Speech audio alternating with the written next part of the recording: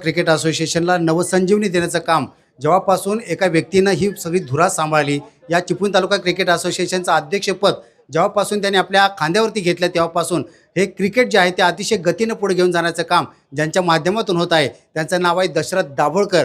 आणि दशरथ दाभोळकर यांच्याशी आपण संवाद साधणार आहोत. साहेब, आपण सातत्यपूर्ण एकापेक्षा एक अशा दर्जेदार स्पर्धा आपण आयोजित करताय आणि इथल्या क्रिकेट वीरांना, इथल्या खेळाडूंना आपण खूप महत्त्वाचा मंच उपलब्ध करून देत आहे आणि आम्ही पाहतोय की इथलं क्रिकेट फार मोठं होताना दिसतंय.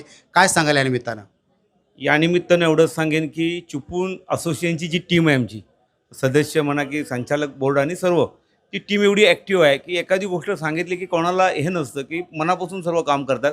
त्याच्यामुळे ही टुर्नामेंट सक्सेस होते आणि त्याच्यामागे अध्यक्ष एक नाव असतो आणि त्यामुळे मी अध्यक्ष म्हणून काम करतो. त्याच्यामागे ही खरी ती टीम आहे आणि आमची खेरडीतली एक टीम आहे की त्यांना मी कुठल्याही वेळी बोलून ते काम करून घेतो आणि ह्या सर्व गोष्टींमुळे ह्या यशस्वी होतात. त्याच्यामागचं एकच कारण आहे की चिपळूणमधला एखादा क्रिकेटपटू सरांच्या स्वप्नातलं हे आहे की क्रिकेट आपलं हे पुढपर्यंत झालं पाहिजे आणि मुंबईपर्यंत धडक मारली पाहिजे.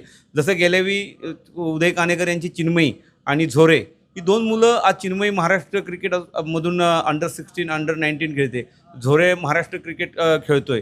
या सर्व जर विचार केला तर चिपळूण क्रिकेट आज महाराष्ट्राच्या पाटलावर आणि मुंबईच्या पाटलावर दिसतोय. त्याला एकच कारण आहे की चिपळूण तालुका क्रिकेट असोसिएशनने घेतलेली मेहनत आणि त्याला हे सर्व ज्या अदृश्य शक्ती आहे की जी आम्हाला मदत करते, त्याच्यामुळेच हे सर्व होतं आहे. आणि भविष्यामध्ये मी म्हणत नाही भारतीय संघात, पण IPLमध्ये चिपळूणमधला एक प्लेअर चमकला पाहिजे, ह्यासाठी आमची ही सर्व चिपळूण तालुका क्रिकेट असोसिएशनची धडपड आहे.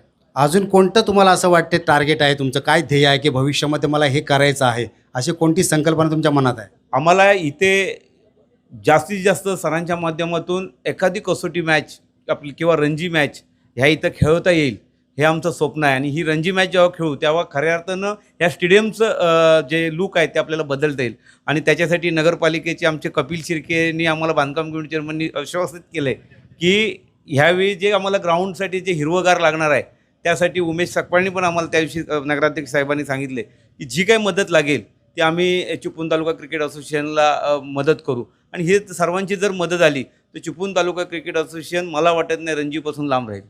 नक्कीच. आणि तुमचं जे ध्येय आहे ते नक्कीच पूर्ण होईल, कारण आतापर्यंत तुम्ही जे जे संकल्प सोडलेला आहे ते संकल्प आपण पूर्ण केला आहे.